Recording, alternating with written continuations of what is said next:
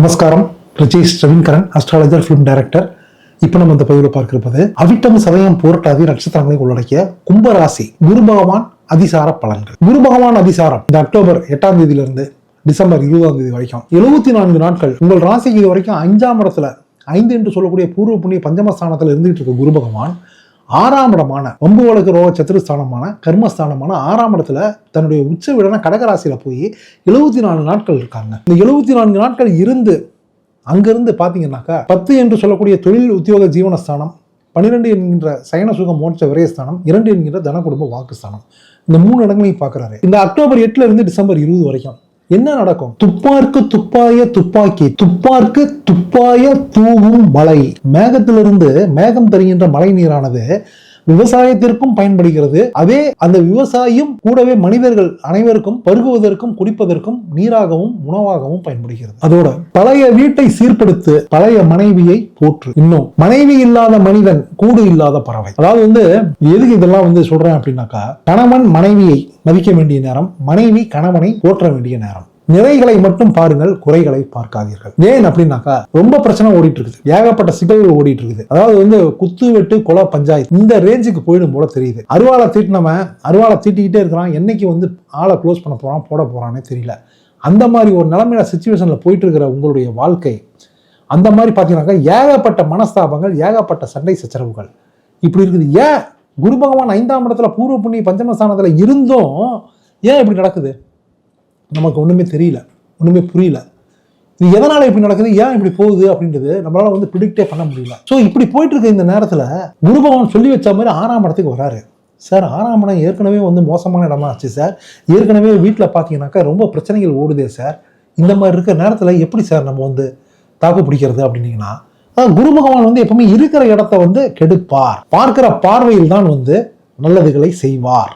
அப்படின்றதுனால இப்போ 6ஆம் இடம் வம்பு வழக்கு ரோக சத்துருஸ்தானம் போது அந்த 6ஆம் இடத்தை கெடுக்கணும் அப்படின்னும் போது ஏற்கனவே இருக்க பகைகளை, விரோதங்களை, சூழ்ச்சிகளை இது எல்லாத்தையும் அவர் தடுக்கணும், முறியடிக்கணும், கெடுக்கணும். ஸோ அப்படி பண்ணும்போது ஆட்டோமேட்டிக்கா உங்களுக்கு என்ன நடக்கும்? அதாவது எந்த பகை அதிகமாகி கோர்ட்டு கேஸ் ஆகி வம்பு வழக்காகி அருவாளுங்கையுமா தெரிஞ்சுக்கிட்டு இருந்த பகை, அந்த பகையே நட்பாகி அந்த நட்பின் மூலமாக ஒரு நல்ல ஒரு ஆதாயங்கள், அனுகூலங்கள் அடைய வேண்டிய நேரம் சகோதரா, நேரம் சகோதரி. கூட பிறந்த பிறப்பு தான், ஒன்றும் யாரும் கிடையாது. அதாவது பிறந்ததே 2 பேர் தான் பொண்ணுங்க.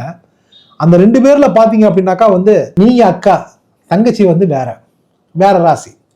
நீங்க அக்காகாரம்மா என்ன பண்ணீங்கன்னாக்கா, நிறைய சொத்தை விட்டு கொடுத்துருக்கீங்க தங்கச்சிக்காக. அப்பா ஆகி சம்பாதிச்சது ஒன்றும் பெருசா கிடையாது, இருந்தாலும் தாத்தம் பூட்டன் வச்சுட்டு போன சொத்தை அப்பா அழிக்காத பாதுகாத்து அப்படியே கொஞ்சம் கொஞ்சமா பெருக்கிட்டு வந்தாரு. அவரு நிலைமைக்கு அவரு ரேஞ்சுக்கு முடிஞ்ச அளவு கொஞ்சம் பெருக்கினாரு. இன்னைக்கு பார்த்தாக்கா அது ஏறக்குறைய ஒரு 110 ஏக்கரா, ஒரு 4 மில்லு, ஒரு 2 இண்டஸ்ட்ரி, இந்த மாதிரி போயிட்டு இருக்குது. இந்த நேரத்தில் பார்த்தீங்கன்னாக்கா நிறைய சொத்தை தங்கச்சிக்கு விட்டு கொடுத்தீங்க.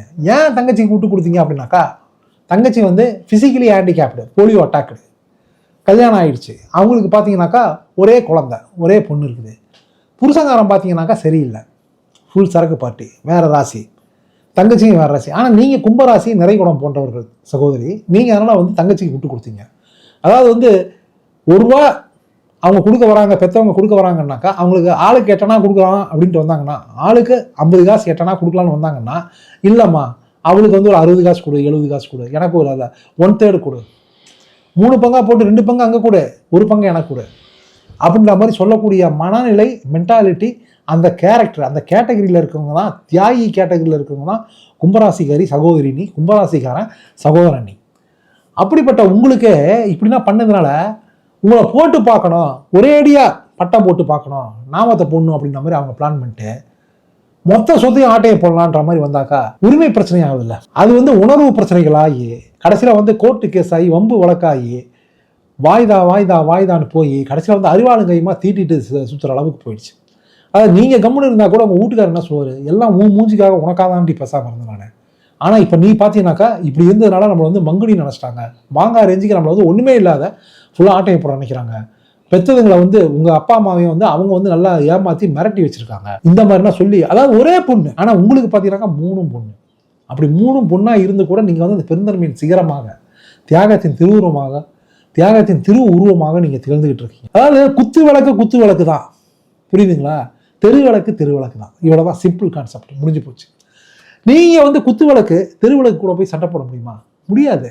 வீட்டு விளக்கு, நீங்கள் திருவண்ணாமலை தீபம், அது பார்த்தீங்கன்னாக்கா களிசடை வேணாம், அதை அதுக்கு மேலே சொல்லவும் வேணாம், அவங்களை அசிங்கப்படுத்தவும் கேவலப்படுத்தவும் தெருவிளக்குன்னு சொல்கிறேன் நான். அதனால் தெருவிளக்குக்கும் குத்து விளக்கும் வீட்டு விளக்குக்கும் முதல்ல கம்பேரிசன் உண்டா? கிடையவே கிடையாது.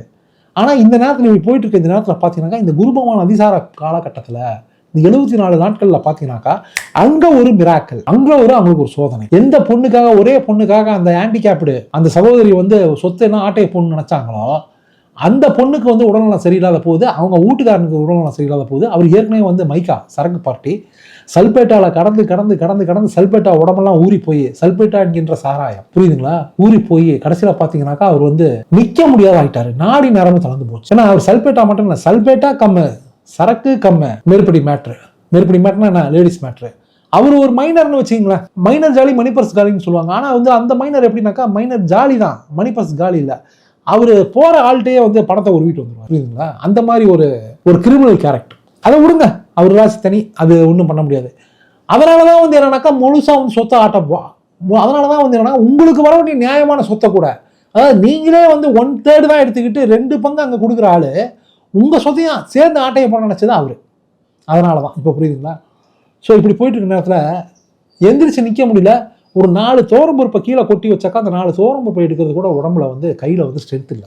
நோய் ஜிபிஎஸ், கெல்லியன் பேரியன் சிண்ட்ரோம் அப்படின்னு நோய் வந்ததுன்னா டோட்டல் இம்யூனிட்டி பவர் வந்து டவுன் ஆகிடும். ஒரு நாளைக்கு வந்து பார்த்தீங்கன்னாக்கா உங்களுக்கு வந்து இம்யூனிட்டி ஏற்றுறதுக்கே பார்த்தீங்கன்னாக்கா ஒரு 60 லட்ச ரூபா, ஒரு 60,000 ரூபா, 70,000 ரூபா, 1 லட்ச ரூபா கிட்ட செலவு பண்ணோம். இப்படின்னா பண்ணி கூட பார்த்தீங்கன்னா இம்யூனிட்டி ஏறுமான்னு பார்த்தீங்கன்னாக்கா ஏறுறதுக்கு வாய்ப்பே இல்லை. ஒரு சில கேஸ் தான், அதாவது 100ல் 1-2 தான் வந்து ஏறி பொழைச்சி இன்னைக்கு வந்து அப்படி ஒரு நடைப்பணம் போல வாழ்ந்துகிட்டு இருக்காங்க. எப்படி ஒரு நடைப்பிணம் போல. அவங்க கூட முன்ன மாதிரி ஆக்டிவாக இருக்க முடியாது, கார் ஓட்ட முடியாது, 2 வீலர் ஓட்ட முடியாது, அப்படியே ஏதோ சாகாம இன்னைக்கு வந்து உயிரோடு இருக்காங்க. கோமா ஸ்டேஜுக்கு போகாத இன்னைக்கு வந்து என்ன ஏதுன்னு பேசுறாங்க, அவ்வளோதான், புரியுங்களா. அப்போ கூட வந்து அவங்களால வந்து எடுத்து சாப்பிட முடியாது, யாராவது ஒரு எடுத்து தான் ஊட்டி தான் விடணும். அப்படி ஸ்டேஜுக்கு வந்து உங்களுடைய அவங்க போயிட்டாங்க, சகோதரி வீட்டுக்கார் போயிட்டாரு. இதுக்கப்புறம் நீங்க பாத்தீங்கன்னாக்கா அந்த பொண்ணு பாத்தீங்கன்னாக்கா அதுக்கு திடீர்னு பாத்தீங்கன்னாக்கா ஒரு மாதிரி ஃபிட்ஸ் விட்டு வர ஆரம்பிச்சிருச்சு. டாக்டர் போனாக்கா டாக்டர் என்ன சொல்றாரு, ஒருத்தருக்கு அப்பங்காரனுக்கு வந்து பார்த்தாக்கா நர்வ் சிஸ்டம் டவுன் ஆயிடுச்சு, இந்த பொண்ணுக்கு பார்த்தா நர்வ் சிஸ்டம் முறுக்காயிடுச்சு. அப்படின்னும் போது அப்போ அந்த ஊர்ல அந்த ஹேண்டிகேப் சகோதரி இருக்காங்களே, அந்த ஹேண்டிகேப் சகோதரி பார்த்தீங்கன்னாக்கா அவங்க நல்லவங்க தான், பாவம். அவங்க சிவனேன்னு வந்து அந்த பெத்த பாசத்துல, ஒரு தமகை பாசத்துல, அக்கா பாசத்துல உங்ககிட்ட இருந்தவங்க தான் அவங்க. ஆனா அவங்கள ஒரு கிரிமினலாவே ஒரு கல்பிரிட்டாவே மாத்தினது பார்த்தாக்கா வீட்டுக்காரன் யாரு, சல்பேட்டா. அதனால அவங்க அங்க இருக்கிறவங்க சொன்னாங்க, தாயி ஆத்தா, ஏன் ஆத்தா நீ, அவள் நல்லவ, அவள் வந்து ஒரு குத்து விளக்கு மாதிரி, அவள் மகாலட்சுமி மாதிரி, அவள் பெருந்தன்மையா உனக்கு எல்லா சொத்தையும் விட்டு கொடுத்தவ, அவள் சொத்தை முழுசையுமே ஆட்டையை போட பார்த்தீங்கன்னா எப்படி ஆத்தா விளங்குமா, அதனால தான் இப்படி ஆயிடுச்சு அப்படின்னு யாரு, சல்பேட்டாவோட அம்மாவே, சல்பேட்டாவோட பாட்டியே, அப்பத்தாவே அவங்களே சொல்லிட்டாங்க. சொன்ன உடனே பார்த்தாக்கா மனசு கேட்கல, முடியல. நேரம் என்ன பண்ணாக்கா ஒரு பிரமாண பத்திரம், அதாவது ஒரு அஃபிடவிட் ஒன்று ரெடி பண்ணிக்கிட்டு, இந்த சொத்துல இனிமேல் வந்து 50% தான் எனக்கு, 50% உனக்கு தான்க்கா. அதே மாதிரி ஏற்கனவே வாங்கினதுல நான் கூட வாங்கிட்டேன், அது நீ சொல்லி தான் நான் வாங்கினேன், இருந்தாலும் அது தவறு. என் வீட்டுக்காரனுக்கு இப்படி ஆயிடுச்சு, என் பொண்ணுக்கு இப்படி ஆயிடுச்சு அப்படின்றதுனால நான் வரல. நான் என் வீட்டுக்காரனுக்கு நல்லாவே ஆனாலும் சரி, நல்லாவே ஆகலைனாலும் சரி, நான் தவறு தான். இதை வந்து இந்த முடிவை வந்து நான் முன்னாடியே எடுக்கலாம் அப்படின்னாக்கா என் வீட்டுக்காரன் உள்ள இன்னைக்கு வந்து ஒரு நடைப்பண வாழ்க்கையில் இருக்கலாம். Dying condition, counting the days, செத்துக்கிட்டு இருக்கிறான், நாளை எண்ணிக்கிட்டு இருக்கிறான், இவ்வளோதான் மேட்ரு. ஜிபிஎஸ் நெட்டில் அடிச்சு பார்த்தீங்கன்னா ஒரு ஜிபிஎஸ், கெல்லியன் பேரியன் சிண்ட்ரோம் அப்படின்ற மாதிரி வந்து இந்த மாதிரி இருக்கா சகோதரி, அக்கா என்னை மன்னிச்சிருக்கா அப்படின்ற மாதிரி டாக்குமெண்ட்லாம் கொண்டாந்து கொடுத்துட்டு, ஸ்வீட்டை கொண்டாந்து கொடுத்துட்டு, ஃப்ரூட்ஸ் அது இதெல்லாம் கொண்டாந்து கொடுத்துட்டு, உங்கள் வீட்டில் வந்து சாப்பிட்டு போய் எல்லாம் பண்ணி பண்ணும்போது உங்கள் பெற்றவங்க எல்லாருமே வந்து பயங்கர ஹாப்பி ஆகிட்டாங்க. இந்த மாதிரி ஒரு மிராக்கள் நடக்கிற நேரத்தில் தான் கும்பராசி சகோதரா நீ இருக்கிற, எவ்வளோ பெரிய மேட்ரு பார்த்தீங்களா. இதெல்லாம் வந்து இமாலயன் ரெக்கார்டு. இதெல்லாம் இந்த மாதிரி ஒரு மிராக்கள் வந்து இந்த 74 நாட்கள் நடக்கிறதுக்கு வாய்ப்பு வந்து பிரைட்டா கொடிக்கட்டி பறக்குது. நீங்க வந்து எதிர்பார்க்கவே மாட்டீங்க. காலங்காத்தால எந்திரிச்சோன்னா சூரிய நமஸ்காரம் பண்றது, அதுக்கப்புறம் குளிச்சு முடிச்சோன்னா சாமி ரூம்ல போயிட்டு பூஜை புனஸ்காரங்கள் பண்றது, அபிராமி அந்தாதி படிக்கிறது, எல்லாம் படிச்சு முடிச்சு சாமிக்குன்னா கற்பூரம் காட்டி மணி அடிச்சு வெளியே வந்து சாப்பிடும்போது சாப்பிட்றதுக்கு முன்னாடி காகத்துக்கு சாதம் வைக்கிறது, எல்லாம் ரெகுலராக ரொட்டீனாக பண்ணுறது. அதே மாதிரி பசுமாட்டுக்கு வந்து டெய்லி சாதம் வைக்கிறது, தண்ணி காட்டுறது, அதே மாதிரி வந்து 4 பேர் சாப்பிடணும்னு வந்தானுங்க, சாப்பாடு இல்லை அப்படின்னு வந்தாங்க, 4 பேருக்கு சாப்பாடு போடுறது, இந்த லெவலில் பக்குவத்தில், இந்த ஒரு தியாகத்தில், இந்த ஒரு கொடைவள்ளல் தன்மையில் நீ இருந்துகிட்டு இருக்கும்போது சகோதரி, உனக்கு வந்து நல்லது நடக்காத போகுமா? உனக்காகவே, கும்பராசிக்காகவே இப்போ குரு பகவான் அதிசாரம் ஆனார்னு சொன்னா கூட ஆச்சரியம் இல்லை, புதுசு கிடையாது. அது இந்த 6ஆம் இடம் அந்த கர்மஸ்தானத்தில் வரும்போது பகையே, அந்த பகையே மாறி நட்பாகணும், அந்த பகையே உறவாகணும், அந்த பகையே தவறை உணர்ந்து உன் காலில் வந்து விழுவணும். இந்த நேரத்தில் இந்த இடத்துல தான் நீ இருக்க சகோதரி கும்பராசி. அதுதான் இப்போ உனக்கு ஸ்பெஷாலிட்டி. இந்த 12 ராசியில வச்சே பார்த்தீங்கன்னாக்கா கும்பராசிக்கு வந்த ஒரு அதிரி புதிரியான ஒரு மாற்றம், ஏற்றம், ஒரு உயரம், ஒரு சிகரம் தொடுகின்ற ஒரு நேரம் இப்போ இந்த 74 நாட்கள். நோட் பண்ணிக்கோ. வம்பு வழக்கு, வாய்தா, கோர்ட்டு கேஸு, பஞ்சாயத்து கிஞ்சாயத்து எல்லாமே தவிடுபடியாகி எல்லாமே உன் பக்கம் சாதகமாயிடும். இதுக்கு ஏற்ற நேரத்தில் நீ இருக்கிற சகோதரா, இது உங்களுக்கு நினச்சா மாதிரி உங்களுக்கு பக்குவமாக நடந்துடும். இது நாளை நோட் பண்ணி வச்சுக்கோ. October 8, December 20. சொல்கிறது யார்? Rajesh Ravindran, astrologer, film director. நீதிக்கும் நியாயத்துக்கும் நேர்மைக்கும் பேர் போன, மனசாட்சிக்கு கட்டுப்பட்ட அஸ்ட்ராலஜர். இவ்வளோதான் மேட்ரு. அதாவது கடவுள் வந்து நேரில் வரமாட்டார், நம்மள மாதிரி மனுஷால் ரூபத்தில் தான் வருவார். உனக்கு நான் உணர்த்த வேண்டியதை உணர்த்திட்டேன். அறிவால் தீட்டாத, கத்தியை தீட்டாத, புத்தியை தீட்டு. ஏற்கனவே நீ புத்தியை நிறையா தீட்டிட்ட, இப்போ புத்தி இல்லை, மனசு வந்து உனக்கு நல்ல மனசு, அந்த மனசை அப்படியே பக்குவமாக கொண்டு போ. மனசை தீட்டு. மனசு போல எப்பவும் போல நீ தாராளமாக பெருந்தன்மையாகவே இரு. அதனால நீ தியாகி ஆகிட மாட்டேன், ஏமாளி ஆகிட மாட்டேன். உன்னுடைய விரோதியும் உன் காலிலே வந்து விழுகின்ற நேரம். பிக்கப் பண்ணிக்கா. நல்லதே நினைப்போம், நல்லதே நடக்கும்.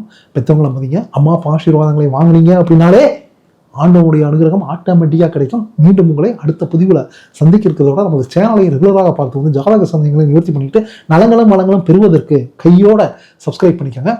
ஓம் நம சிவாயம். Rajesh Ravindran, astrologer, film director.